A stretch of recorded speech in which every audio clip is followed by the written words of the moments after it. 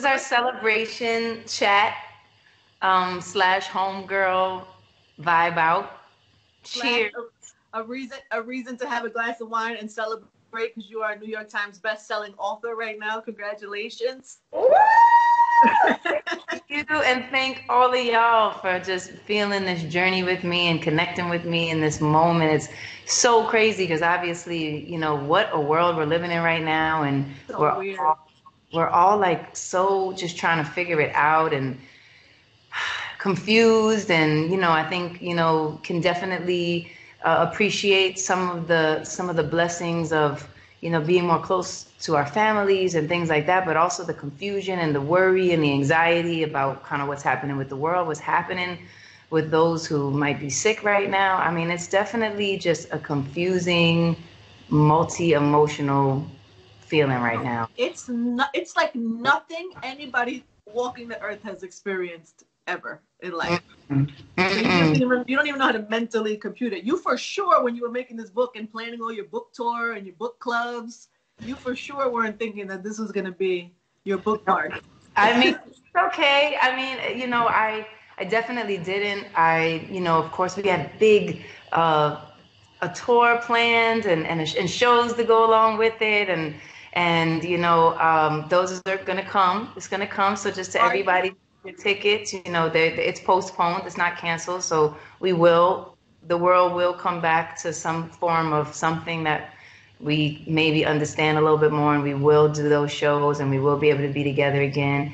And then today, we have some signed copies of the book today. So I couldn't do a book signing, but I signed a gang of stuff so that people can have signed copies too. And so you can get those today as well. But most importantly, I think the thing that I'm blessed about is I actually feel like this conversation about who we are and who we want to be and finding our own voices and really carving out our own lane and sticking to that is really something that we're all thinking about right now, just on multiple levels. So somehow this book, More Myself, is actually right on time, I think. It is. So I want you to read some things to us today. Will you do that? I have to pace myself because I can literally, I'll go through like every chapter with you, but then this would be like a 5-hour book club and we don't have 5 hours. So we need to just kind of pace ourselves. But well, let's start at the beginning of you deciding to do this book, because a really cool thing about it and what I did, so I started reading it and then I got busy and I only had a short amount of time. So I was like, okay, while I'm cooking and while I'm taking a shower, let me put the audiobook. So I split up my time reading it and audiobook, which I'm so happy I did because the audiobook is a whole other experience. Isn't it?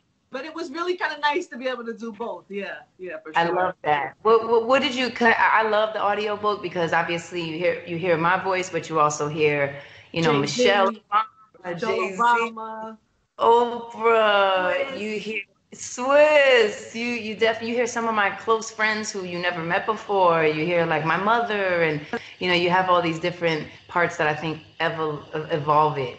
Yeah, it's a dope part of it, and also you singing and some piano interludes, which is really cool. Mm-hmm. But I loved hearing your mother, and it just made me wonder, because everybody that you had on there was so transparent and so kind of vulnerable. I wonder, when you decided to make a book like this, do you have to consider everyone, or is this your story by any means? It's my truth. Sorry if it hurts your feelings, or like, how do you do that? Yeah, I think it depends on, it depends on, everybody's different. I'm sure some people would probably disregard everybody's emotions and feelings, and that's not really my style.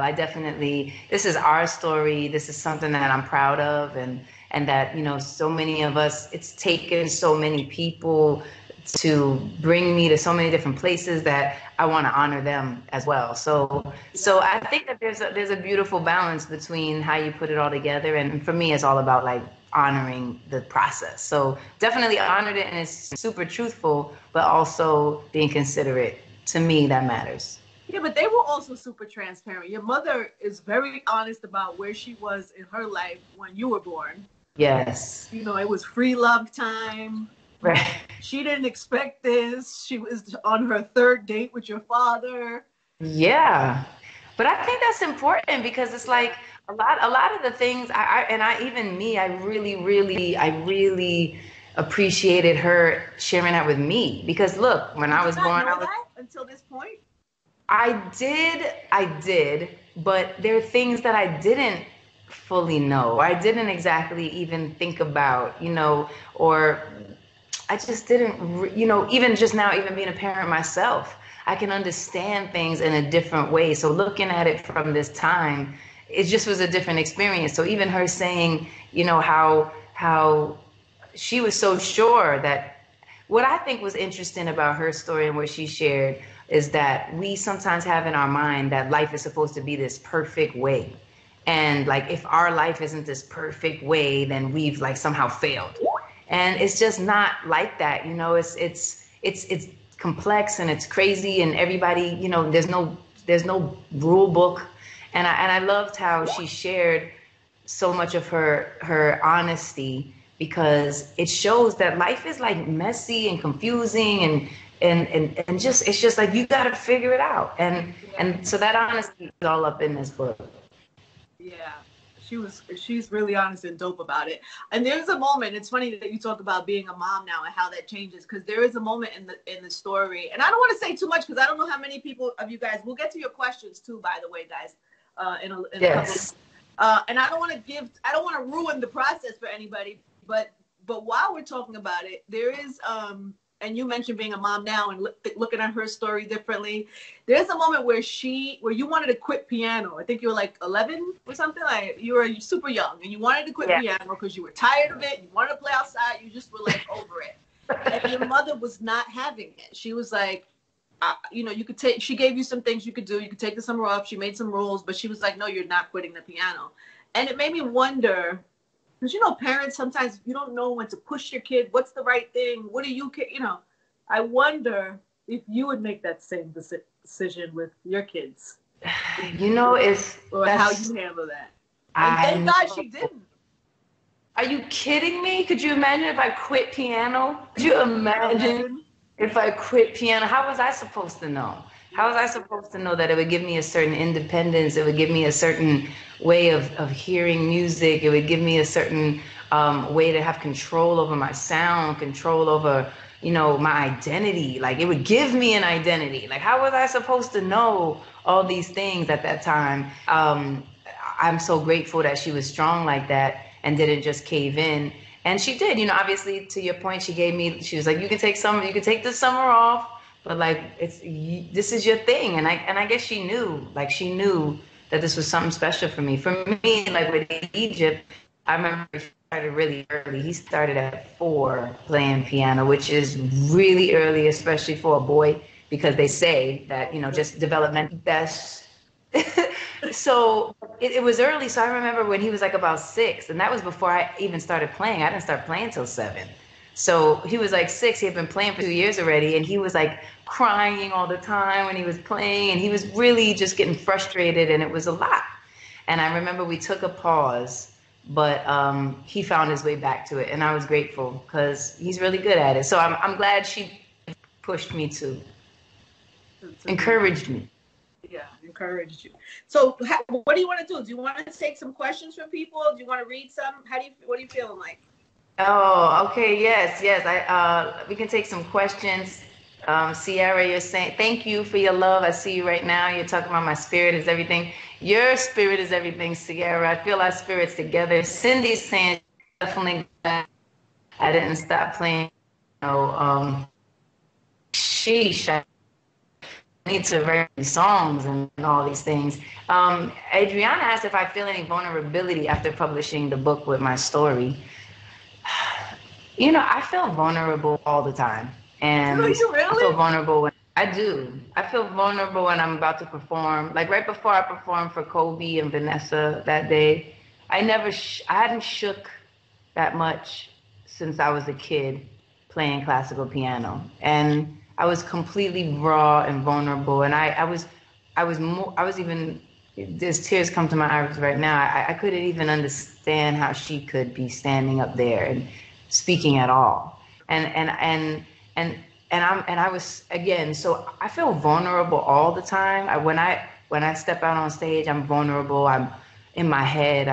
asking, am I going to be good? Am I going to mess up that part that I'm unsure of? Is this thing going to go wrong? I feel vulnerable when I'm on camera right now and saying like, wow, is people are here and we're connecting, and, you know, is this really going to be something that connects with it? I'm always in a vulnerable state. And for so long, I just pretended like I wasn't, and I just acted like I wasn't. Yeah. But now I don't care to act, and I don't care to pretend. And when I'm feeling vulnerable, I feel much more comfortable just saying like, wow, I'm super raw. Yeah. And I'm scared, or I'm worried, or man, what if I don't do this well enough, or whatever these things are that are in our heads. So to your question, Adriana, yes, I feel vulnerable, but I feel at peace with it and at peace with the vulnerability, because I'm blessed that I've come to a place where I'm comfortable even sharing these pieces, because we have to share and we have to talk through it, and we have to like admit our growth. And don't you find like if you're not honest about being vulnerable, that sometimes that builds up to fear, and then that sometimes can stop you from actually executing something, doing things, contributing. I think that a lot of times we stop a lot of what we might do because we think we might not do it well, and then we don't do it at all, you know. And I understand that, and I understand that feeling, but I have been able to push through, and I do see the difference. Same with the Grammys, the 2 piano Grammys. I was terrified. I was like, I'm gonna flip this up, and I'm gonna look crazy. And here I am with this big idea that I think I can pull off, and I'm not gonna be able to pull it off, because in rehearsals I was not pulling it off. Really? And 3 days before, I was like, if I can't get this by tonight, I'm canceling it. They were pressuring me about the time. It had to be shorter. I was like, I'll give them back their time. I'm done. And I'm so grateful I didn't quit on myself. Yeah, we are grateful too. I just want to stop you right there for 1 second to tell you, one, that your performance at the Kobe Memorial was unbelievably beautiful. Thank you. And I'm sure she appreciated it, as did everybody who was mourning that. And also, you bodied the Grammys. Like, that was a great moment for you. And there's a really good story. I love this. By the way, there's like 4 Swiss stories. I don't know if we're going to get to all of them today. But there's a great story about how Swiss was encouraging you and helping you put the idea together of stepping out on that stage with all those women. Yes. At the beginning of the show. And it's so dope because it really shows how he's as excited as his wife to do. He's maybe more excited about this and thinking about ideas and how you could kill it, and pushing you forward, which, you know, it's a great story. But maybe you could share a little bit about that moment and what it meant and how you even got that to happen. Yeah, you're right. You know, going back to the Grammys and going back to that moment where all the beautiful women were able to step out on stage for the first time that I did the Grammys. It was, I have to say, it was really, Swiss was the one that kind of pushed me to even think like that. He's an uber dreamer. He's like a big picture guy, sky picture type of guy. And so he was like, you know, it's all about the women. You represent that, and we need to see that. You need to bring out some of your powerful friends. You need to call Michelle Obama right now. And I was like, huh? What do you mean call her right now? No, you need to call her right now. I was like, I don't know if I'm just going to call her right now and ask her that. And he's like, you need to call her right now. And he pushed me to call her. And I felt, again, vulnerable. I felt worried. What if she said no? What if I was imposing on her? What if I was asking something that made her uncomfortable? You know, I felt vulnerable. And it was my birthday, and I called her. And she's like, what are you calling me on your birthday for? Like, seriously? And the coolest lady walking the planet. Honestly, she really is. Seriously, for real. And she's exactly that woman that you're hoping she is. She's 1 billion% that woman. So anyway, he pushed it. I called. I told her that I really wanted to celebrate women, and I wanted us to do it in a way of sisterhood. And we talked about the other women that could be a part of it. And it just so happened that she was able to do it. And if I didn't call, and if I talked myself out of it because I was worried about rejection, then it had never happened. Yeah. So it was very smart that you started with her too, because it's easier to get all the other ladies on board when you could say, by the way, girl, you know, Michelle Obama's going to be there. It makes everything else easier. she was definitely a beautiful cornerstone, and that was such a moment of sisterhood, and even her participating in this book and in the audio book. And again, she's just a real sister for real, and it's so incredible. I feel so blessed. So you want to read something? Oh, we were talking about identity. We were talking about, how in a lot of this book and a lot of my journey, and I think all of our journeys, is about how do you actually find your you? How do you know what you is you? Like you got the you that you put on when you're with your friends. You got the you that you think your parents want you to be. You got the you that you got to be at work so that everything is cool. You got the you that you're as a mother. You got all these yous. And especially, when we're younger, like, how do you know who you is? And it's really, it's a journey. So I like this one part here, and it's talking, and then this was maybe the beginning of some of those tests for me. And it says on page 53, if you have the book, you know what I mean? You want to read along. And by the way, you can buy the book right here in the link. Hey! And if you don't have it yet, you should get yourself one. Be part of the club. Copy, because this is our signing party and our New York Times bestseller list party. Woo! I'm the only one drinking, which is not cool, but where's my glass of wine? Dang, I was trying to brush my hair and I was late. So anyhow, in the summer of 1998, my album was nearly complete, or so I thought, because by this time, Columbia had undergone a major staff shakeup. Michael Malden, my greatest advocate, was gone, and the label was now headed by a new set of executives. What's this? One of the label heads asked Jeff after he'd heard my music. I mean, it's kind of soulful, but where are the pop smashes, the radio hits? This sounds like a demo. The shift in expectations began with my music and extended to my public image. They wanted my massive curls blown straight and flowing down my back. They wanted me to lose weight. They wanted my hemline shorter, my teeth whiter, my cleavage on full display. They wanted me, the tomboy from Hell's Kitchen, to become the next teen pop idol. In short, they wanted me to alter my entire identity. And that was definitely the beginning of the tests of finding out how do you become your true self when it often feels like people never want you to. How old are you there? I had to be about 17. Oh man, so you're still kind of feeling who you are, and now somebody's trying to mold you. So are you open to that at 17? Are you rebellious?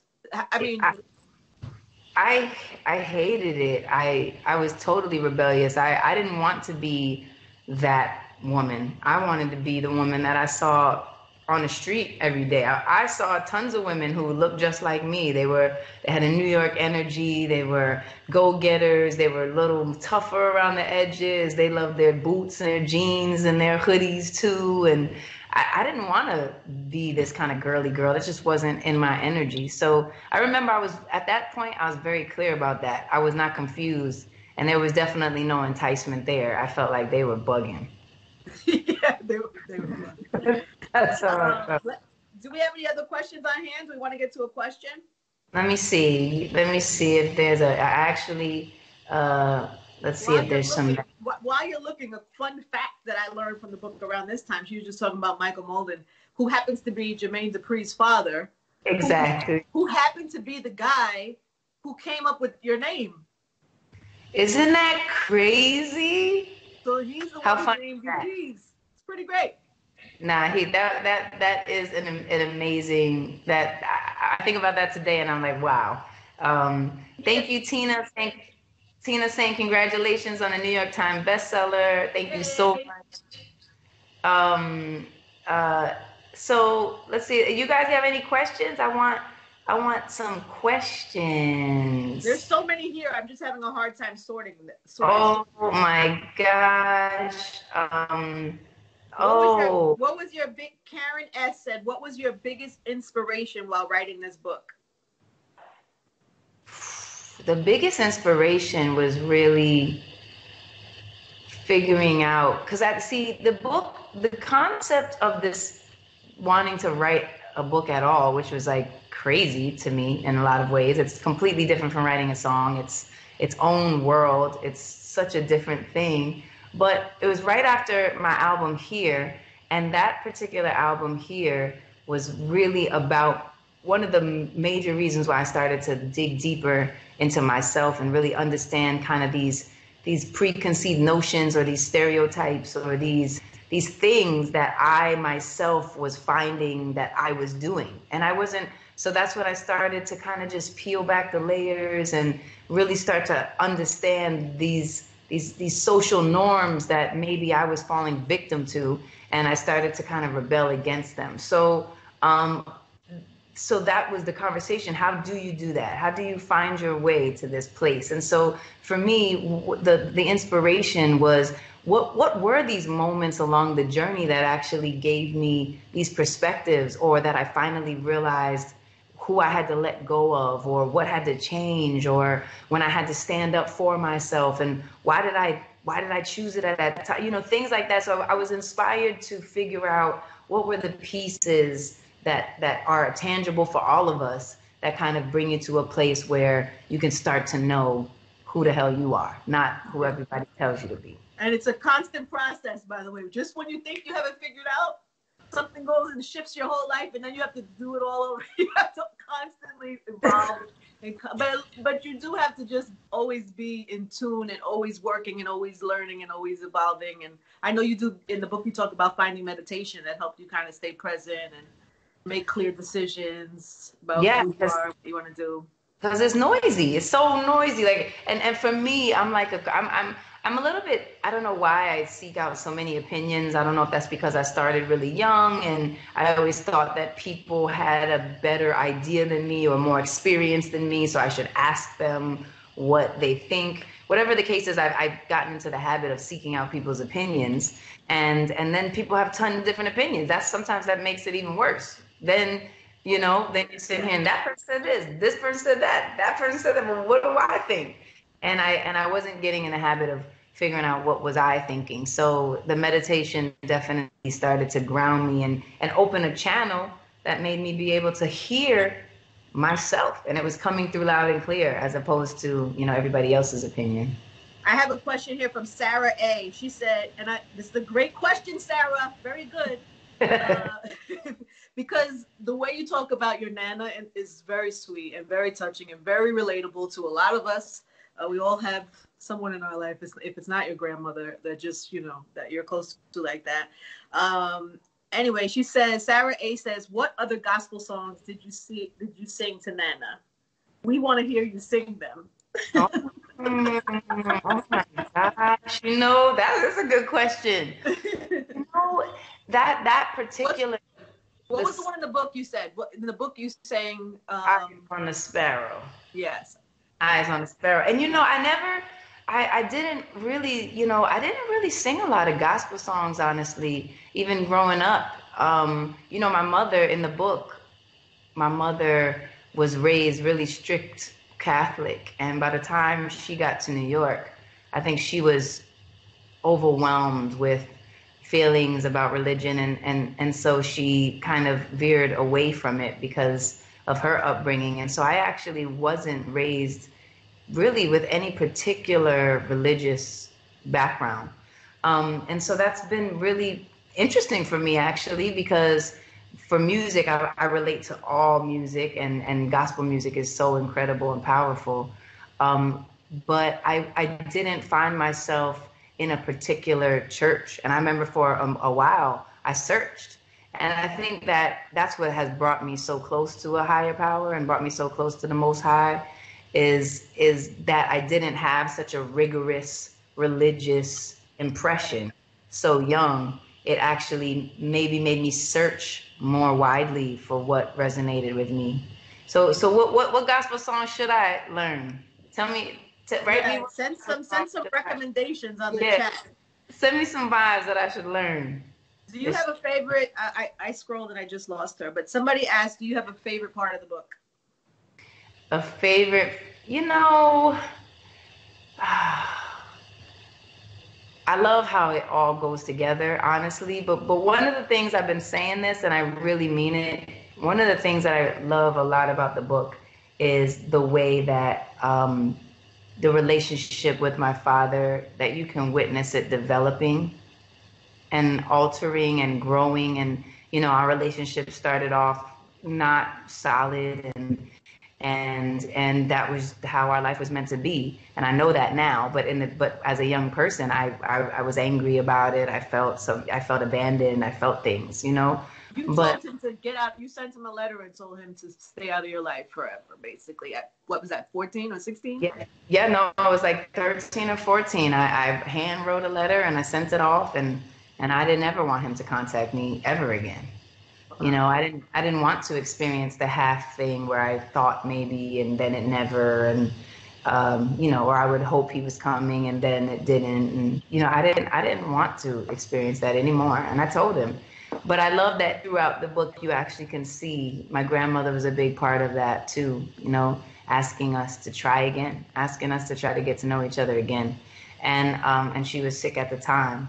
So I love that. That's one of my favorite parts. Because I think we see relationships and we see things oftentimes in its most perfect state, and we're sitting here thinking if we don't have the two parents and the dog and the brother and the sister, like we're somehow not a family, and that's not it. Our lives are constructed in a way that we can't even imagine what it's gonna show us. And it's so relatable. I mean, everybody has issues with their parents. That's like an understandable thing. But we always look at them as if they should be perfect parents. And you don't realize all the things what happened in their life to get them to that point.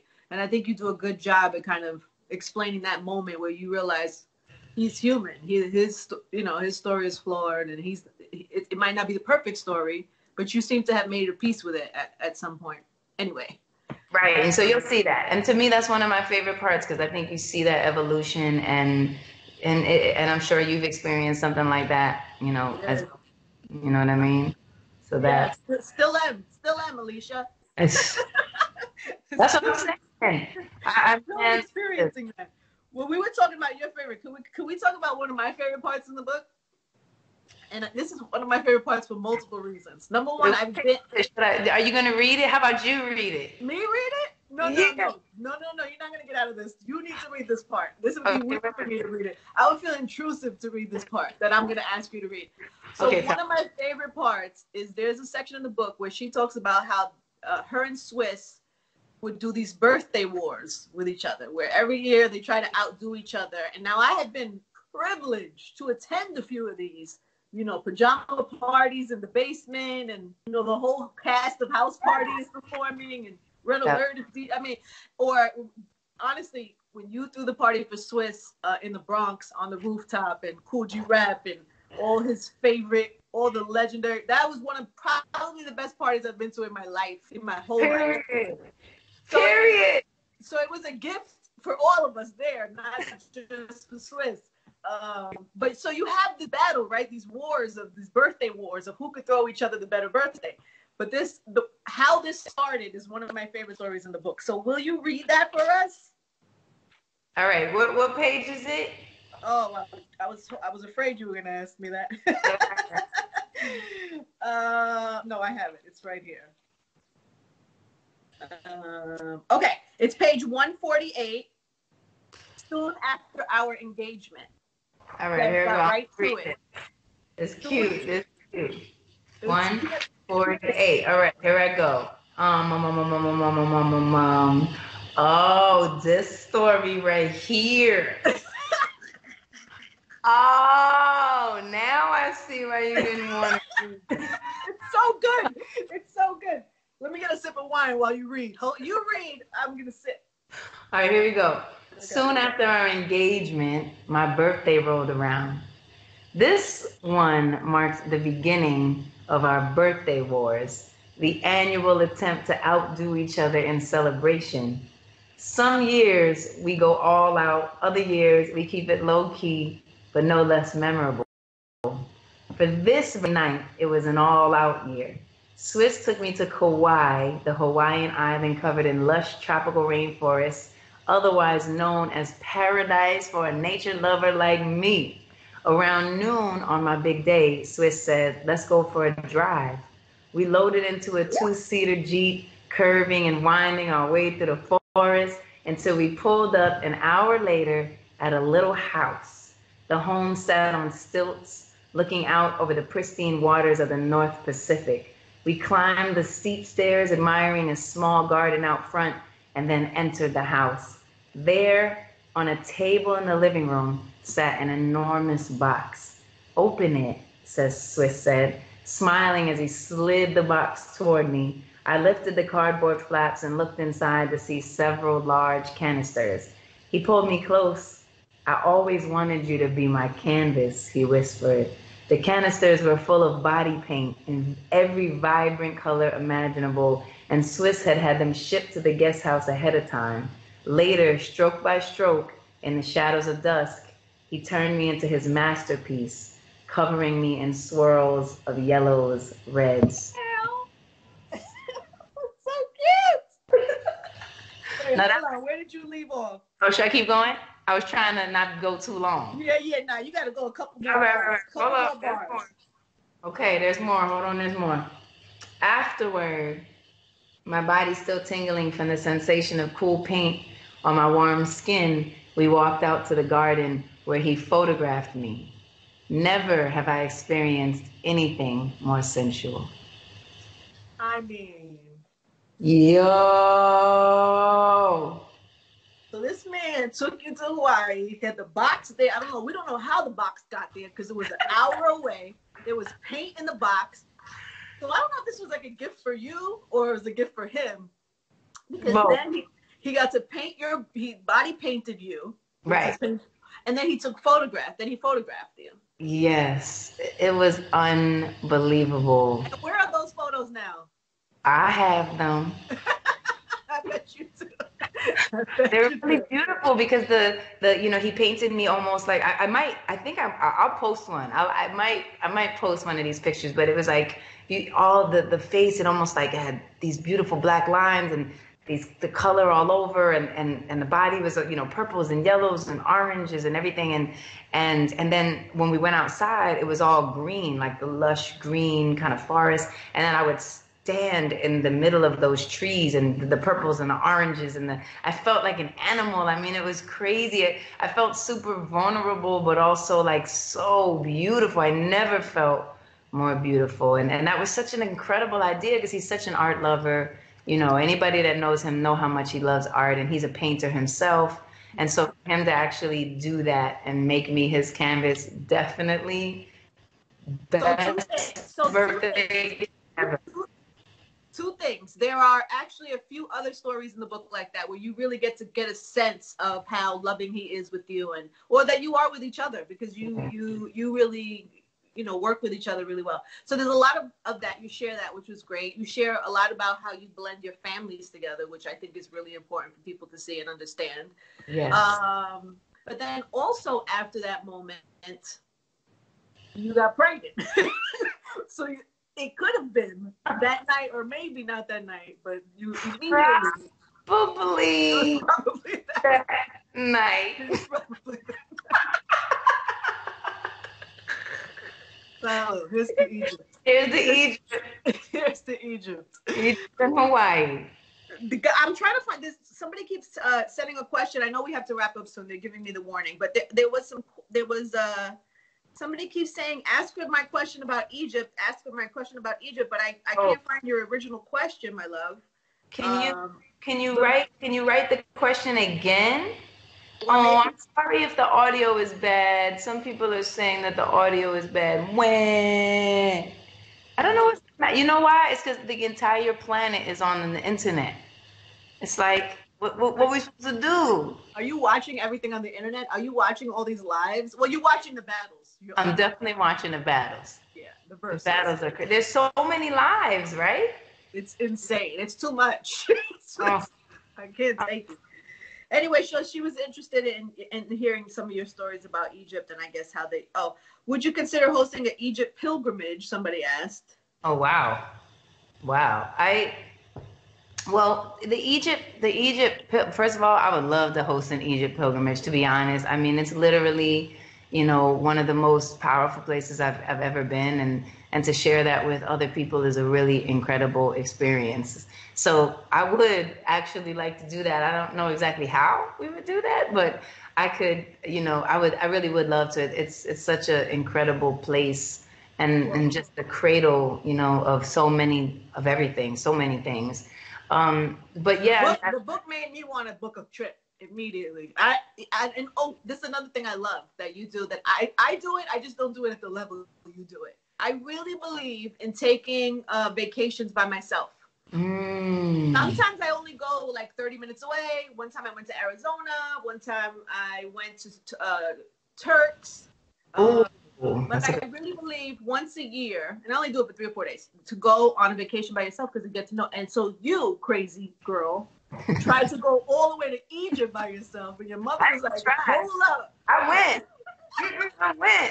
went, and I mean, I agree. When do we ever get time by ourselves? I mean, it's like so rare. In fact, it was it's such an amazing experience to do that, but I really needed it at that time for sure. And I hear you. I'm so glad that you do that. But going all the way over to Egypt like that, it was a little bit crazy, but it was for sure necessary and needed, and it brought me a lot of peace. And also not having to worry about anybody else and not have to figure out what needed to happen or whatever. That was it was so empowering and powerful. I learned so much about myself. What I really learned about myself that first trip, because the second trip was much different, but the first trip, I really learned that I had this impression about what I could build, that I had to do it under everybody else's, that in a way that was convenient for everybody else, as opposed to really recognizing that I could build a temple. I could build the most magnificent structure of all time, like a pyramid. I could really create anything that I wanted to create in whichever way I could envision it if I wanted to. And just like these temples and these buildings didn't exist before they were created, I could do the same with my life. And so I remember when I came back, I was really inspired to change the things I needed to change and to fix whatever needed to fix and to start creating boundaries for myself and treat myself well and better and build what it was that I really wanted to build. And that was a big takeaway from being there. You get that. You feel that in the book. Honestly, if this was a virtual 4-hour book club, we could really get into all the things in the book. Today, we just tried to give you guys a little taste and talk about it. And I guess when this is, hopefully when things are back to normal, you'll have a chance to go out and touch the people and do some, I don't know, you're going to do like signings and things like that? Or? Yes, we're going to do signings. I have the most special live show prepared for you, only with book focus. It's going to have music. It's going to have conversation, inspiration. It's building in this way that's in my mind that I'm dying to get out. And we will definitely do it. And we're going to have time together, and we're going to, I want to hear, your stories. And Angie, I know we have to jump off, but how do you also find the ways to continue to figure out who you are and to be strong in what you find and what you discover, being yourself? It's a weird thing, and I said this earlier to you, and I really mean it. I feel like it's our whole life, from the day it's lights out and we transition, our whole life we're figuring it out, because it's an end of balance too. It's a constant thing. It's not like you find balance and then forever you're balanced. No, it's like balance is forever. You're forever rebalancing, reshifting, refinding yourself, and I feel like once you know that and you're kind to yourself about it, like, all right, I'm in transition. It's okay before you beat yourself up, because we want to have all the answers and we want to figure it out right away, and then you're stressing out. I feel like for me, the key is to know I'm going to be figuring myself out forever. So, and it's where I am now. And so that gives me a little peace, and that gives me, and I'm like you. I try to find ways to dial into myself. Like you find meditation. I wish I could meditate. it stresses me out because I'm so like antsy. I'm gonna keep trying. I feel you. I feel you. I super feel you. But yeah, just you always said. asking myself the questions, always looking for inspiration and motivation, and conversations. You know what I mean? I learn from people. What I do is great because I get to talk to people all the time. So that sometimes, sharing it, that you realize certain things about yourself also. That's so amazing. And yeah, exactly. Like even that tenderness with yourself to be okay that you're in flux, that you're in transition is, which seems damn constant. We're like, that's one thing we're constantly in. And before we hang up, I saw one more question that people are asking me, when is the album coming? What? I know. And by the way, I can't wait. None of us knew that the world was going to turn upside down. And, and it's been definitely a process, I think, to just figure out where our footing is and where we are and who we are. So just know that the music is really incredible. I know you've heard already some of it. And the album is so powerful. And I just want to find that right moment that it gets all the things that I want to come for it and all the things I want to set it up in the way that I envision it in my head to really paint the picture for it to, for us to have the opportunity to do that. So it's coming, no stress, no worries. You know what I mean? Good music is yours, I promise. And I think the amazing thing is that this book really is almost like a prelude to the album Alicia, because they're both searching and seeking out similar storylines, like identity and embracing the different sides that are within us. And so I think when you read this book, it actually brings you up to date. And then when you hear the music, it's going to take us all the way to the future. So they go together. So this is a nice interim piece. And then we come with that Alicia music, and it's going to take you all the way. Yeah. I found the girl, Brendolyn A. That's my girl. Brendolyn. Yeah, she was talking about Egypt as well and asked if I know we have to go. I'm sorry. We can do this. You want to do this for like 4 hours? What are you doing anyway? What are you doing, Alicia? Like, what are your days like? They're interesting. My days are good. Just making sure the kids are in line and organized with all their school and learning and everything like that. And then trying to find the balance of the time that I may need, and I've been blessed to be able to do some really special things. Like I did a great cordon performance. I did something yesterday with Verizon, a live performance that I was able to call some of the first responders and small businesses, business owners, and really give them love. I took requests from them and sang some songs. Some people were saying that they saw that yesterday. That was really an incredible vibe. So it's been beautiful to continue. I just really want to continue to bring that good energy, and so it's a balance between trying to figure out how to balance my own home life, personal life, and the other pieces of things, and kind of just figuring it out in this confined way. There's a battle on Saturday. By the way, shout out to Swiss and Timbaland, who have been really like curating these versus battles. There's a battle on Saturday. Yes. RZA versus DJ Premier. What do you think? I cannot wait for this battle. This battle was made for me. This battle was made for me. I'm a RZA lover. Wu-Tang is one of my favorite groups of all time. Primo is official 100% yours. This battle was constructed for me. I might lose my mind. I'm making sure my youngest is like in bed so I can just focus. I love that. Be ready. So get ready for that. All right. I wish we had more time. But guys, check out the book. And she said, there's an album coming. This will bring you closer to her. This will really make you understand, just you and your life and a little bit more. I mean, you're transparent in your music, but this is another level of that. So anyway, guys, you can buy the book here today. Thank you to Talk Shop Live. Thank you to iHeart. This is actually iHeart's first ever live book club. Hey, see how we do? We started. Let's start things around here. I send you all my blessings, Angie. Thank you so much. Congratulations. To me. I appreciate you so much. And to everybody who's on right now, thank y'all so much for being such a huge part of my story. And I'm grateful to be such a huge part of your story. I mean, we are definitely in this together. So I continue to just honor you and love you so much. And man, look at us. Let's keep going. All right, my love. Thank you. Congratulations. Alicia Keys, New York Times bestseller. Bye, guys. Thank you so much for tuning in. You be safe. I'll talk to you too, my love. All right. Bye.